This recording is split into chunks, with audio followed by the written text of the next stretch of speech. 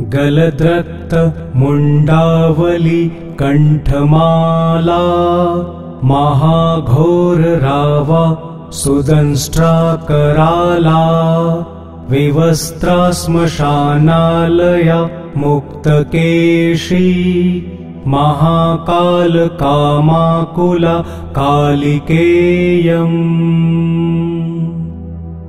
भुजे वामयुग्म शिरोसिं दधाना वरदक्षयुग्मे भयं वै तथैव सुमध्यापि तुङ्गस्तना भारनम्रा लसद्रक्तसृग्द्वया सुस्मिता स्यात्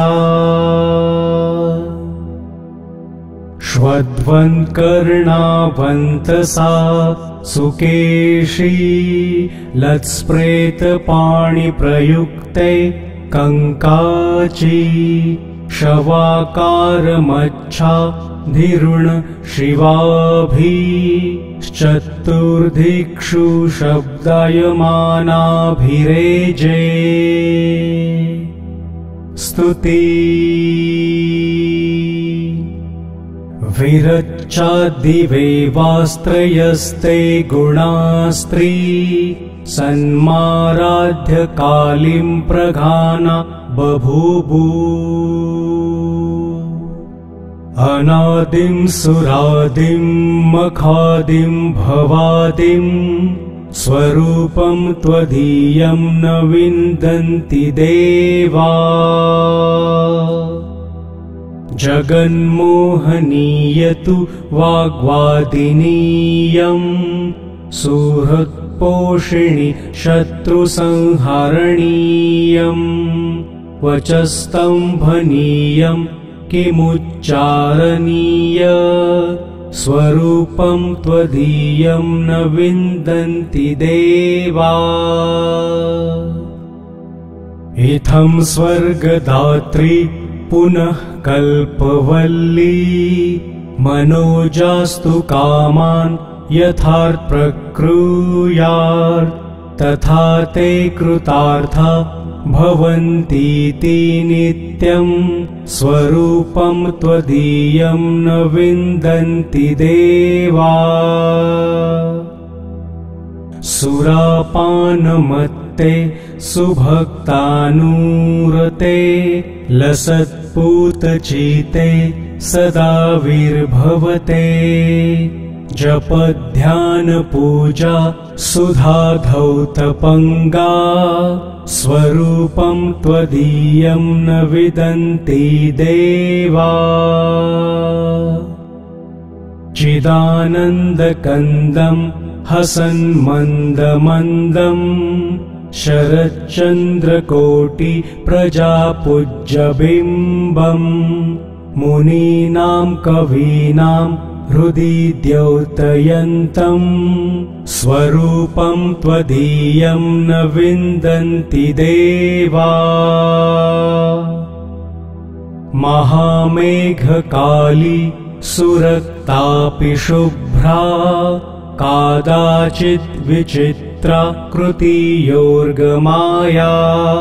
न बाला न वृद्धा न कामातुरापि स्वरूपं त्वदीयं न विन्दति देवा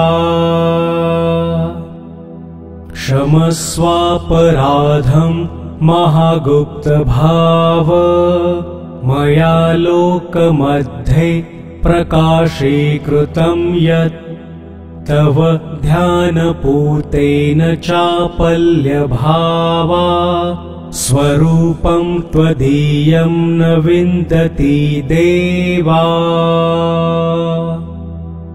यदि ध्यानयुक्तः पठेद्यो मनुष्यस्य तदा सर्वलोके विशालो भवेच्च गृहे चाष्टसिद्धिमृते वापि मुक्ति स्वरूपं त्वदीयं न विन्दति देवा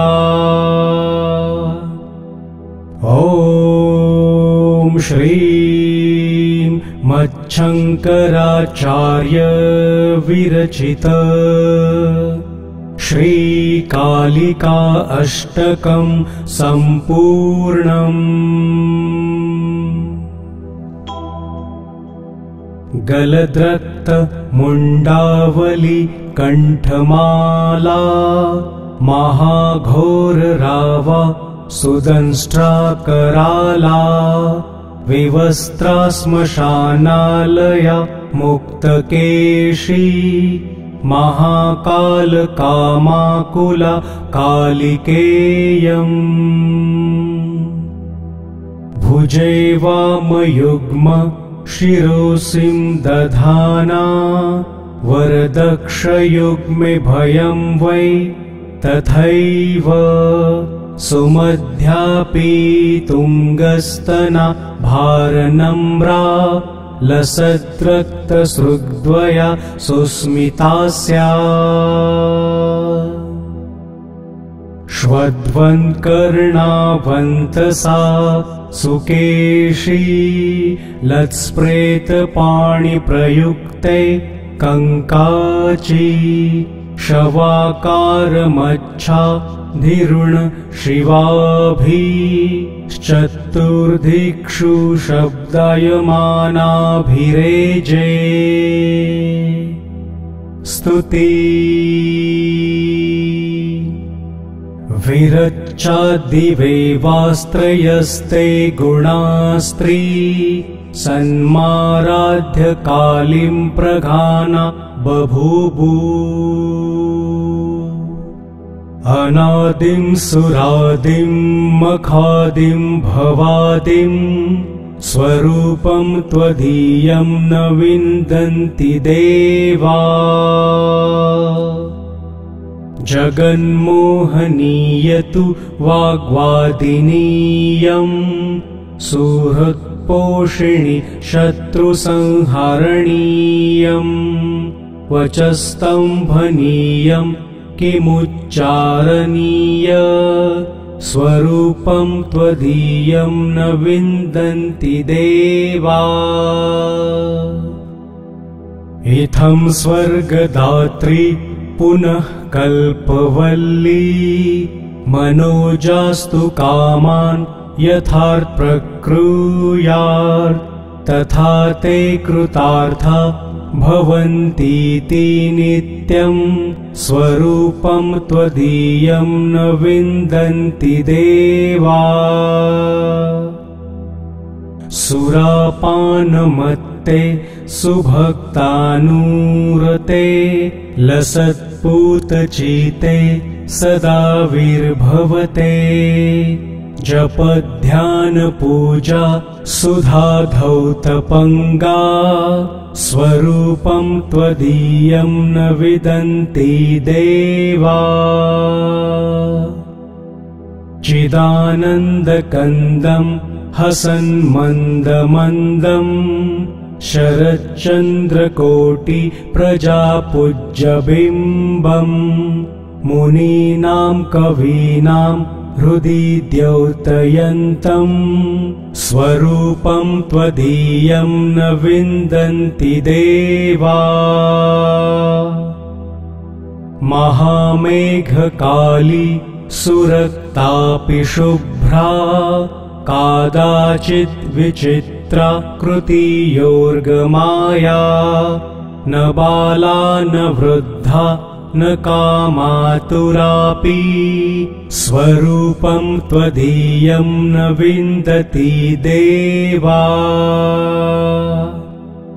क्षमस्वापराधं महागुप्तभाव मया लोकमध्ये प्रकाशीकृतं यत् तव ध्यानपूतेन चापल्यभावा स्वरूपं त्वदीयं न विन्दति देवा। यदि ध्यानयुक्तः पठेद्यो मनुष्यस्य तदा सर्वलोके विशालो भवेच्च गृहे चाष्टसिद्धिमृते वापि मुक्ते विमुक्ति स्वरूपं त्वदीयं न विन्दति देवा। ॐ श्रीं मच्छङ्कराचार्य विरचित श्रीकालिका अष्टकं सम्पूर्णम्। गलद्रक्त मुण्डावली कण्ठमाला महाघोररावा सुदंष्ट्राकराला विवस्त्रा श्मशानालया मुक्तकेशी महाकालकामाकुला कालिकेयम्। भुजे वामयुग्म शिरोसिं दधाना वरदक्षयुग्मे भयं वै तथैव सुमध्यापि तुङ्गस्तना भारनम्रा लसद्रक्तसृग्द्वया सुस्मिता स्यात्। श्वद्वन्कर्णावन्तसा सुकेशी लत्स्प्रेतपाणिप्रयुक्ते कङ्काची शवाकारमच्छा धिरुण शिवाभिश्चतुर्दिक्षु शब्दायमानाभिरेजे। स्तुति विरच्चादिवेवास्त्रयस्ते गुणास्त्री सन्माराध्य कालीं प्रघाना बभूवु। अनादिं सुरादिं मखादिं भवादिं स्वरूपं त्वदीयं न विन्दन्ति देवा। जगन्मोहनीयतु वाग्वादिनीयं सुहृत्पोषिणि शत्रुसंहरणीयं वचस्तम्भनीयं किमुच्चारणीय स्वरूपं त्वदीयं न विन्दन्ति देवा। इत्थं स्वर्गदात्री पुनः कल्पवल्ली मनोजास्तु कामान् यथार्थप्रक्रुयात् तथा ते कृतार्था भवन्तीति नित्यं स्वरूपं त्वदीयं न विन्दन्ति देवा। सुरापानमत्ते सुभक्तानुरते लसत्पूतचिते सदा विर्भवते जपध्यानपूजा सुधाधौतपङ्गा स्वरूपं त्वदीयं न विदन्ति देवा। चिदानन्दकन्दं हसन्मन्दमन्दं शरच्चन्द्रकोटि प्रजापूज्यबिम्बं मुनीनां कवीनां हृदि द्योतयन्तं स्वरूपं त्वदीयं न विन्दन्ति देवा। महामेघकाली सुरक्तापि शुभ्रा कादाचित् विचित्रा कृतियोर्गमाया न बाला न वृद्धा न कामातुरापि स्वरूपं त्वदीयं न विन्दति देवा। क्षमस्वापराधं महागुप्तभाव मया लोकमध्ये प्रकाशीकृतं यत् तव ध्यानपूतेन चापल्यभावा स्वरूपं त्वदीयं न विन्दति देवा। यदि ध्यानयुक्तः पठेद्यो मनुष्यस्य तदा सर्वलोके विशालो भवेच्च। गृहे चाष्टसिद्धिमृते वापि मुक्ति स्वरूपं त्वदीयं न विन्दति देवा। ॐ श्रीं मच्छङ्कराचार्य विरचित श्रीकालिका अष्टकं सम्पूर्णम्। गलद्रक्त मुण्डावली कण्ठमाला महाघोररावा सुदंष्ट्राकराला विवस्त्रा श्मशानालया मुक्तकेशी महाकालकामाकुला कालिकेयम्। भुजे वामयुग्म शिरोसिं दधाना वरदक्षयुग्मे भयं वै तथैव सुमध्यापि तुङ्गस्तना भारनम्रा लसद्रक्तसृग्द्वया सुस्मिता स्यात्। श्वद्वन्कर्णावन्तसा सुकेशी लत्स्प्रेतपाणिप्रयुक्ते कङ्काची शवाकारमच्छा धिरुण शिवाभिश्चतुर्दिक्षु शब्दायमानाभिरेजे। स्तुति विरच्चादिवेवास्त्रयस्ते गुणास्त्री सन्माराध्य कालीं प्रघाना बभूवु। अनादिं सुरादिं मखादिं भवादिं स्वरूपं त्वदीयं न विन्दन्ति देवा। जगन्मोहनीयतु वाग्वादिनीयं सुहृत्पोषिणि शत्रुसंहरणीयं वचस्तम्भनीयं किमुच्चारणीय स्वरूपं त्वदीयं न विन्दन्ति देवा। इत्थं स्वर्गदात्री पुनः कल्पवल्ली मनोजास्तु कामान् यथार्थ प्रक्रूयात् तथा ते कृतार्था भवन्तीति नित्यं स्वरूपं त्वदीयं न विन्दन्ति देवा। सुरापानमत्ते सुभक्तानुरते लसत्पूतचिते सदा विर्भवते जपध्यानपूजा सुधाधौतपङ्गा स्वरूपं त्वदीयं न विदन्ति देवा। चिदानन्दकन्दं हसन्मन्दमन्दं शरच्चन्द्रकोटि प्रजापूज्यबिम्बं मुनीनां कवीनां हृदि द्योतयन्तं स्वरूपं त्वदीयं न विन्दन्ति देवा।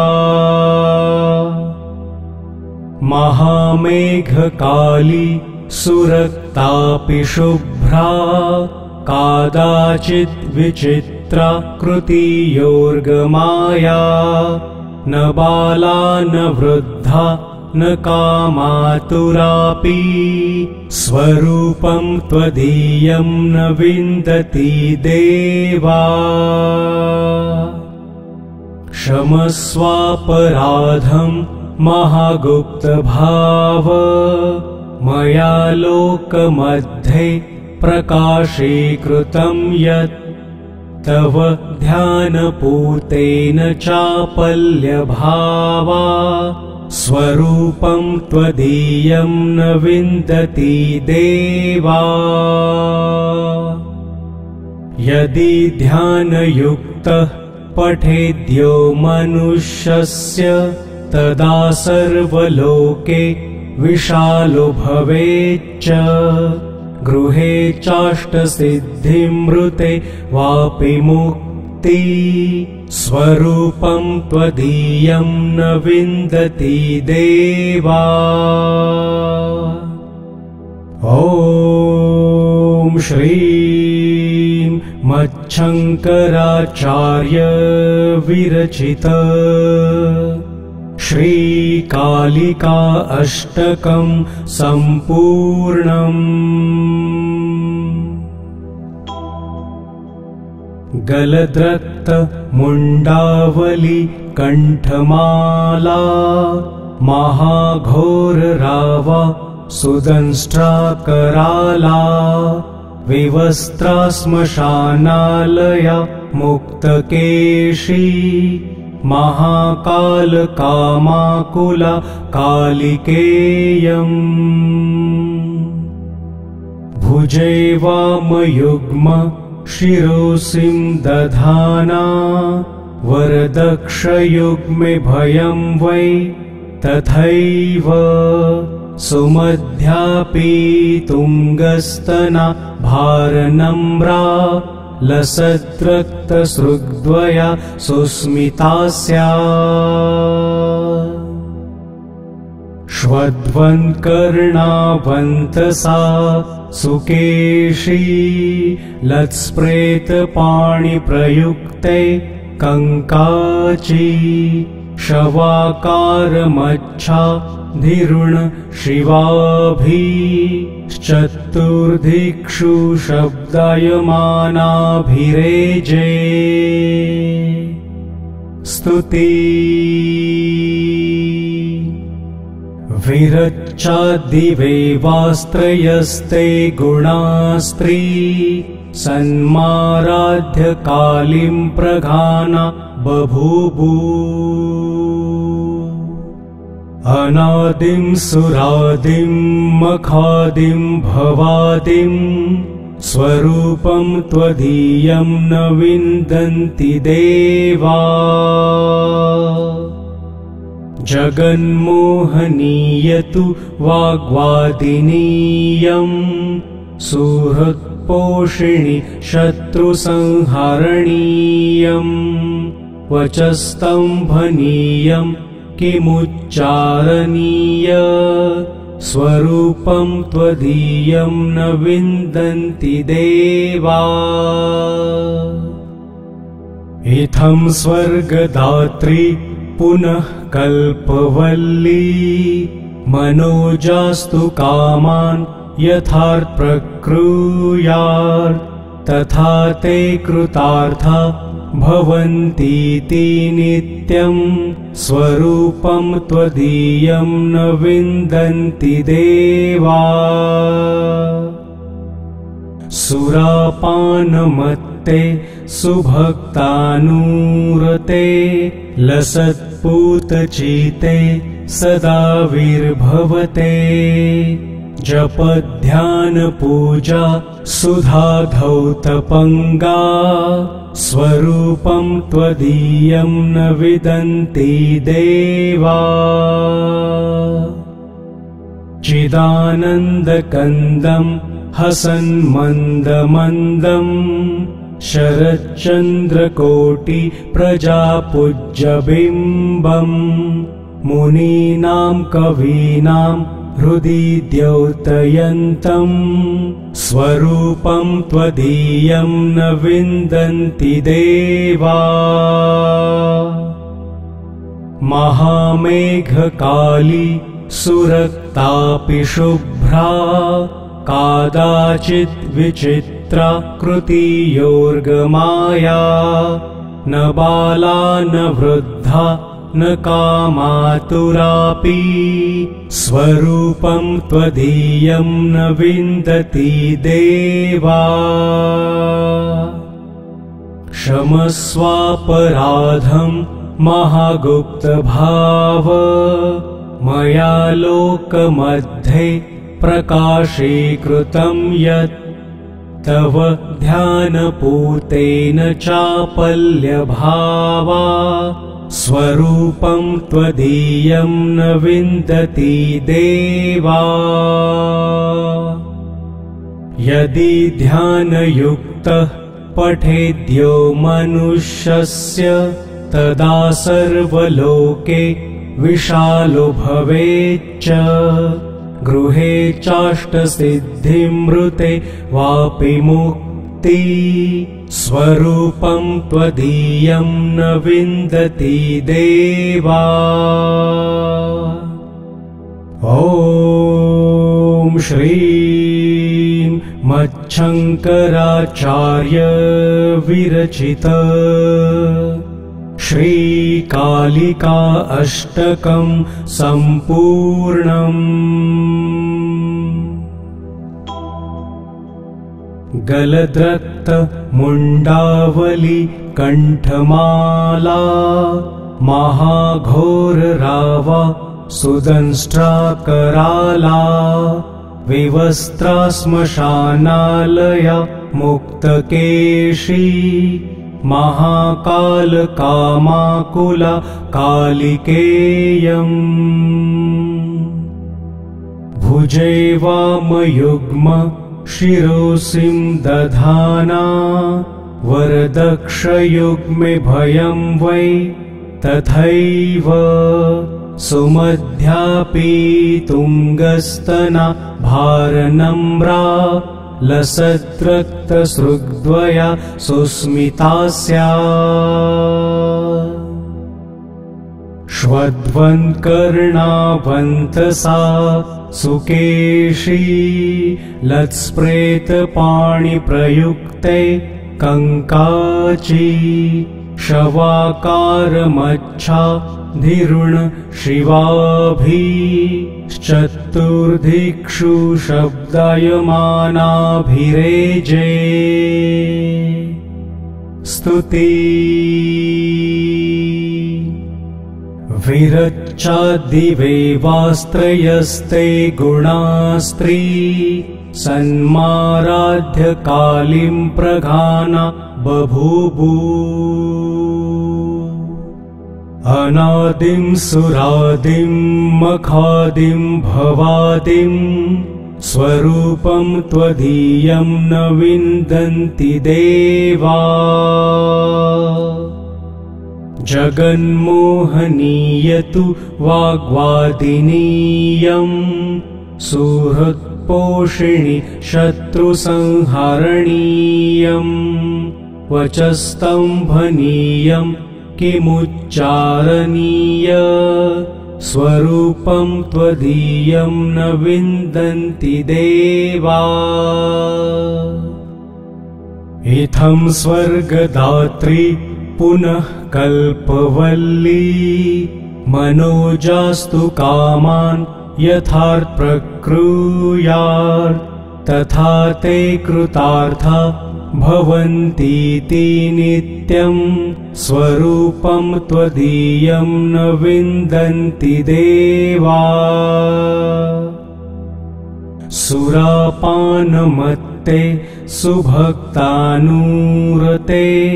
लसत्पूतचिते सदा विर्भवते जपध्यानपूजा सुधाधौतपङ्गा स्वरूपं त्वदीयं न विदन्ति देवा।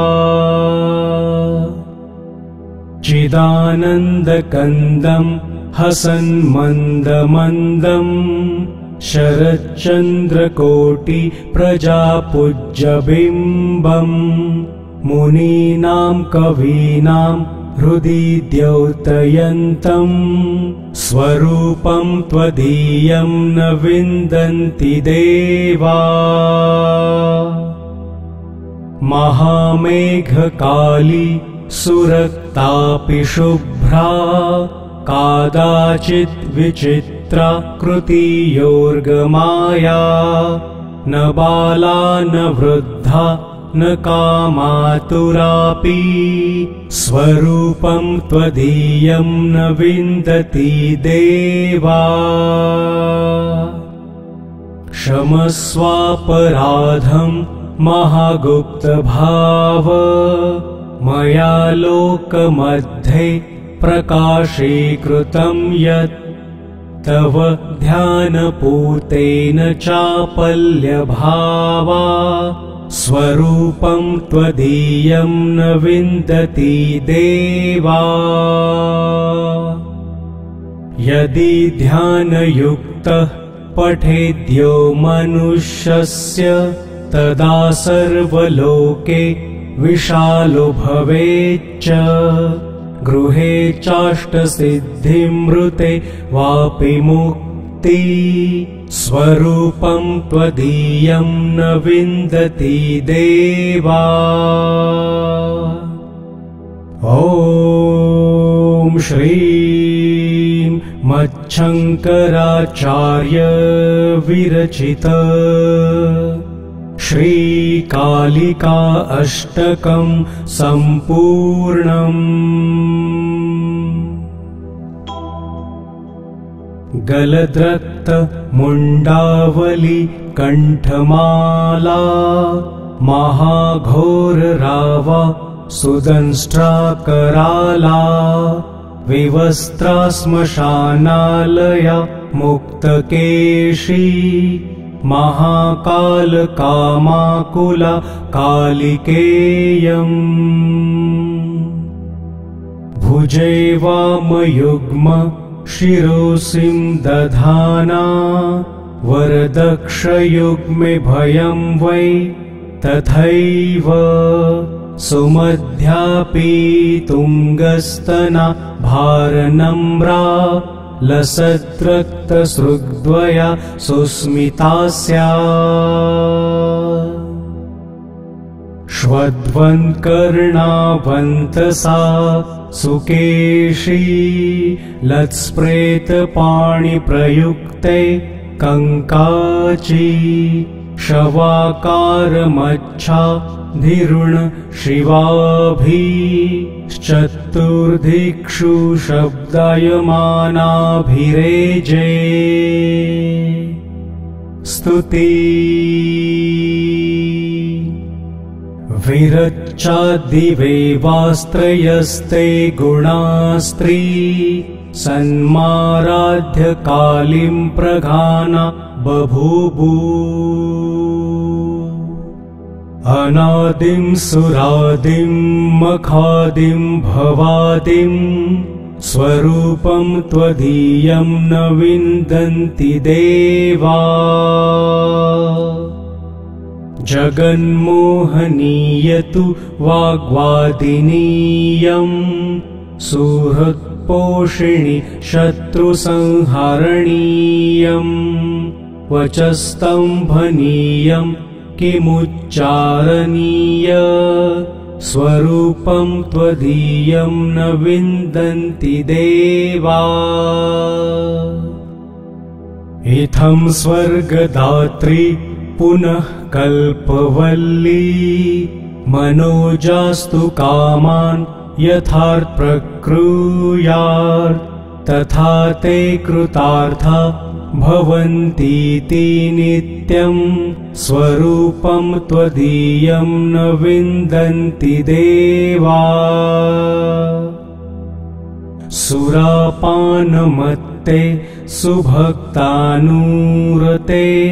लसत्पूतचिते सदा विर्भवते जपध्यानपूजा सुधाधौतपङ्गा स्वरूपं त्वदीयं न विदन्ति देवा चिदानन्दकन्दं हसन्मन्दमन्दं शरच्चन्द्रकोटि प्रजापूज्यबिम्बं मुनीनां कवीनां हृदि द्योतयन्तं स्वरूपं त्वदीयं न विन्दन्ति देवा महामेघकाली सुरक्तापि शुभ्रा कादाचित् विचित्रा कृतियोर्गमाया न बाला न वृद्धा न कामातुरापि स्वरूपं त्वदीयं न विन्दति देवा क्षमस्वापराधं महागुप्तभाव मया लोकमध्ये प्रकाशीकृतं यत् तव ध्यानपूतेन चापल्यभावा स्वरूपं त्वदीयं न विन्दति देवा यदि ध्यानयुक्तः पठेद्यो मनुष्यस्य तदा सर्वलोके विशालो भवेच्च गृहे चाष्टसिद्धिमृते वापि मुक्ति स्वरूपं त्वदीयं न विन्दति देवा ॐ श्रीं मच्छङ्कराचार्य विरचित श्रीकालिका अष्टकं सम्पूर्णम् गलद्रक्त मुण्डावली कण्ठमाला महाघोररावा सुदंष्ट्राकराला विवस्त्रा श्मशानालया मुक्तकेशी महाकालकामाकुला कालिकेयम् भुजे वामयुग्म शिरोसिं दधाना वरदक्षयुग्मे भयं वै तथैव सुमध्यापि तुङ्गस्तना भारनम्रा लसद्रक्तसृग्द्वया सुस्मिता स्यात् श्वद्वन्कर्णावन्तसा सुकेशी लत्स्प्रेतपाणिप्रयुक्ते कङ्काची शवाकारमच्छा धिरुण शिवाभिश्चतुर्दिक्षु शब्दायमानाभिरेजे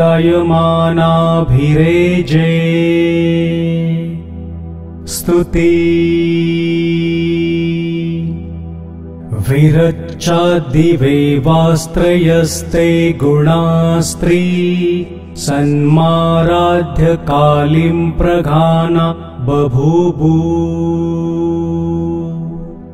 अनादिं सुरादिं मखादिं भवादिं स्वरूपं त्वदीयं न विन्दन्ति देवा जगन्मोहनीयतु वाग्वादिनीयं सुहृत्पोषिणि शत्रुसंहरणीयं वचस्तम्भनीयं किमुच्चारणीय स्वरूपं त्वदीयं न विन्दन्ति देवा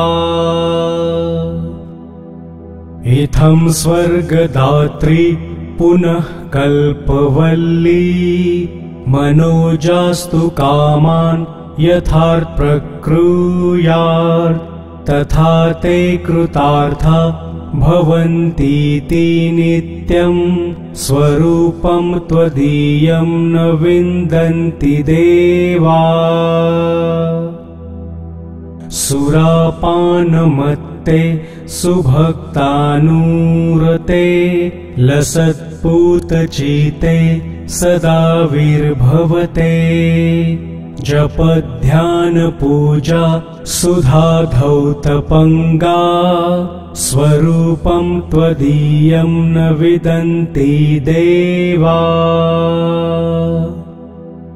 चिदानन्दकन्दं हसन्मन्दमन्दम् शरच्चन्द्रकोटि प्रजापूज्यबिम्बम् मुनीनां कवीनां हृदि द्योतयन्तम् स्वरूपं त्वदीयं न विन्दन्ति देवा महामेघकाली सुरक्तापि शुभ्रा कादाचित् विचित्रा कृतियोर्गमाया न बाला न वृद्धा न कामातुरापि स्वरूपं त्वदीयं न विन्दति देवा क्षमस्वापराधं महागुप्तभाव मया लोकमध्ये प्रकाशीकृतं यत् तव ध्यानपूतेन चापल्यभावा स्वरूपं त्वदीयं न विन्दति देवा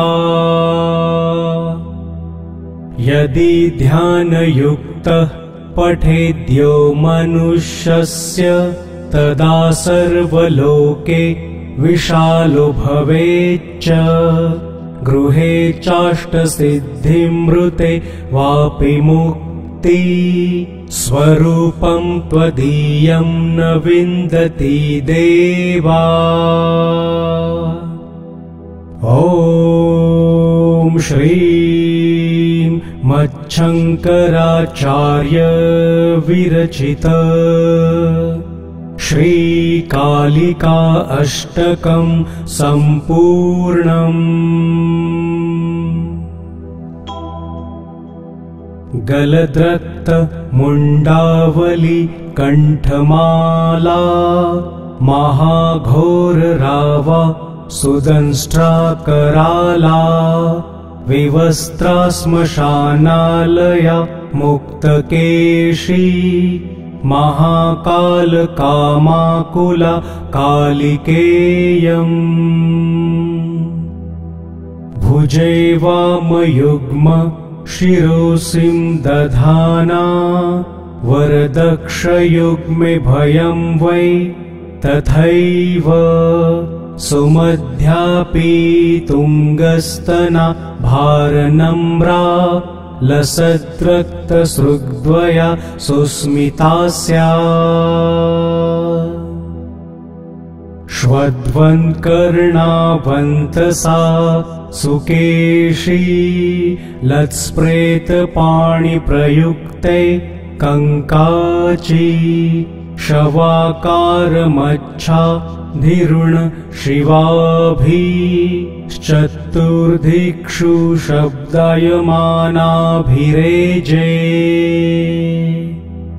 स्तुति विरच्चादिवेवास्त्रयस्ते गुणास्त्री सन्माराध्य कालीं प्रघाना बभूवु अनादिं सुरादिं मखादिं भवादिं स्वरूपं त्वदीयं न विन्दन्ति देवा जगन्मोहनीयतु वाग्वादिनीयं सुहृत्पोषिणि शत्रुसंहरणीयं वचस्तम्भनीयं किमुच्चारणीय स्वरूपं त्वदीयं न विन्दन्ति देवा इत्थं स्वर्गदात्री पुनः कल्पवल्ली मनोजास्तु कामान् यथार्थप्रक्रूयात् तथा ते कृतार्था भवन्तीति नित्यं स्वरूपं त्वदीयं न विन्दन्ति देवा सुरापानमत्ते सुभक्तानुरते लसत्पूतचिते सदा विर्भवते जपध्यानपूजा सुधाधौतपङ्गा स्वरूपं त्वदीयं न विदन्ति देवा चिदानन्दकन्दं हसन्मन्दमन्दम् शरच्चन्द्रकोटि प्रजापूज्यबिम्बम् मुनीनां कवीनां हृदि द्योतयन्तम् स्वरूपं त्वदीयं न विन्दन्ति देवा महामेघकाली सुरक्तापि शुभ्रा कादाचित् विचित्रा कृतियोर्गमाया न बाला न वृद्धा न कामातुरापि स्वरूपं त्वदीयं न विन्दति देवा क्षमस्वापराधं महागुप्तभाव मया लोकमध्ये प्रकाशीकृतं यत् तव ध्यानपूतेन चापल्यभावा स्वरूपं त्वदीयं न विन्दति देवा यदि ध्यानयुक्तः पठेद्यो मनुष्यस्य तदा सर्वलोके विशालो भवेच्च गृहे चाष्टसिद्धिमृते वापि मुक्ति स्वरूपं त्वदीयं न विन्दति देवा ॐ श्रीं मच्छङ्कराचार्य विरचित श्रीकालिका अष्टकं सम्पूर्णम् गलद्रक्त मुण्डावली कण्ठमाला महाघोररावा सुदंष्ट्राकराला विवस्त्रा श्मशानालया मुक्तकेशी महाकालकामाकुला कालिकेयम्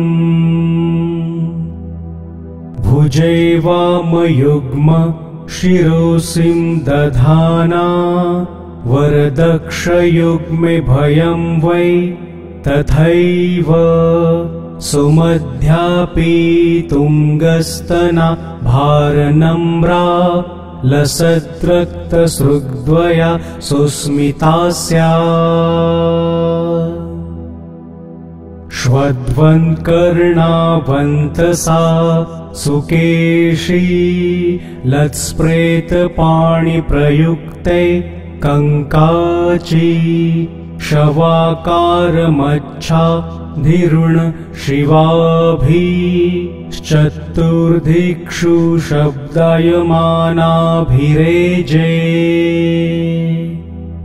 स्तुति विरच्चादिवेवास्त्रयस्ते गुणास्त्री सन्माराध्य कालीं प्रघाना बभूवु अनादिं सुरादिं मखादिं भवादिं स्वरूपं त्वदीयं न विन्दन्ति देवा जगन्मोहनीयतु वाग्वादिनीयं सुहृत्पोषिणि शत्रुसंहरणीयं वचस्तम्भनीयं किमुच्चारणीय स्वरूपं त्वदीयं न विन्दन्ति देवा इत्थं स्वर्गदात्री पुनः कल्पवल्ली मनोजास्तु कामान् यथार्थप्रक्रूयात् तथा ते कृतार्था भवन्तीति नित्यं स्वरूपं त्वदीयं न विन्दन्ति देवा सुरापानमत्ते सुभक्तानुरते लसत्पूतचिते सदा विर्भवते जपध्यानपूजा सुधाधौतपङ्गा स्वरूपं त्वदीयं न विदन्ति देवा चिदानन्दकन्दं हसन्मन्दमन्दम् शरच्चन्द्रकोटि प्रजापूज्यबिम्बम् मुनीनां कवीनां हृदि द्योतयन्तम् स्वरूपं त्वदीयं न विन्दन्ति देवा महामेघकाली सुरक्तापि शुभ्रा कादाचित् विचित्रा कृतियोर्गमाया न बाला न वृद्धा न कामातुरापि स्वरूपं त्वदीयं न विन्दति देवा क्षमस्वापराधं महागुप्तभाव मया लोकमध्ये प्रकाशीकृतं यत् तव ध्यानपूतेन चापल्यभावा स्वरूपं त्वदीयं न विन्दति देवा यदि ध्यानयुक्तः पठेद्यो मनुष्यस्य तदा सर्वलोके विशालो भवेच्च गृहे चाष्टसिद्धिमृते वापि मुक्ति स्वरूपं त्वदीयं न विन्दति देवा ॐ श्रीं मच्छङ्कराचार्य विरचित श्रीकालिका अष्टकं सम्पूर्णम् गलद्रक्त मुण्डावली कण्ठमाला महाघोररावा सुदंष्ट्राकराला विवस्त्रा श्मशानालया मुक्तकेशी महाकालकामाकुला कालिकेयम् भुजे वामयुग्म शिरोसिं दधाना वरदक्षयुग्मे भयं वै तथैव सुमध्यापि तुङ्गस्तना भारनम्रा लसद्रक्तसृग्द्वया सुस्मिता स्यात् श्वध्वन्कर्णावन्तसा सुकेशी लत्स्प्रेतपाणिप्रयुक्ते कङ्काची शवाकारमच्छा धिरुण शिवाभिश्चतुर्दिक्षु शब्दायमानाभिरेजे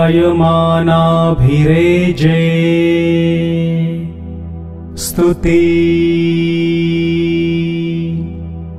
विरच्चादिवेवास्त्रयस्ते गुणास्त्री सन्माराध्य कालीं प्रघाना बभूवु अनादिं सुरादिं मखादिं भवादिं स्वरूपं त्वदीयं न विन्दन्ति देवा जगन्मोहनीयतु वाग्वादिनीयं सुहृत्पोषिणि शत्रुसंहरणीयं वचस्तम्भनीयं किमुच्चारणीय स्वरूपं त्वदीयं न विन्दन्ति देवा इत्थं स्वर्गदात्री पुनः कल्पवल्ली मनोजास्तु कामान् यथार्थ प्रक्रूयात् तथा ते कृतार्था भवन्तीति नित्यं स्वरूपं त्वदीयं न विन्दन्ति देवा सुरापानमत्ते सुभक्तानुरते लसत्पूतचिते सदा विर्भवते जपध्यानपूजा सुधाधौतपङ्गा स्वरूपं त्वदीयं न विदन्ति देवा चिदानन्दकन्दं हसन्मन्दमन्दम् शरच्चन्द्रकोटि प्रजापूज्यबिम्बम् मुनीनां कवीनां हृदि द्योतयन्तम् स्वरूपं त्वदीयं न विन्दन्ति देवा महामेघकाली सुरक्तापि शुभ्रा कादाचित् विचित्रा कृतियोर्गमाया न बाला न वृद्धा न कामातुरापि स्वरूपं त्वदीयं न विन्दति देवा क्षमस्वापराधं महागुप्तभाव मया लोकमध्ये प्रकाशीकृतं यत् तव ध्यानपूतेन चापल्यभावा स्वरूपं त्वदीयं न विन्दति देवा यदि ध्यानयुक्तः पठेद्यो मनुष्यस्य तदा सर्वलोके विशालो भवेच्च गृहे चाष्टसिद्धिमृते वापि मुक्ति स्वरूपं त्वदीयं न विन्दति देवा ॐ श्रीं मच्छङ्कराचार्य विरचित श्रीकालिका अष्टकं सम्पूर्णम् गलद्रक्त मुण्डावली कण्ठमाला महाघोररावा सुदंष्ट्राकराला विवस्त्रा श्मशानालया मुक्तकेशी महाकालकामाकुला कालिकेयम्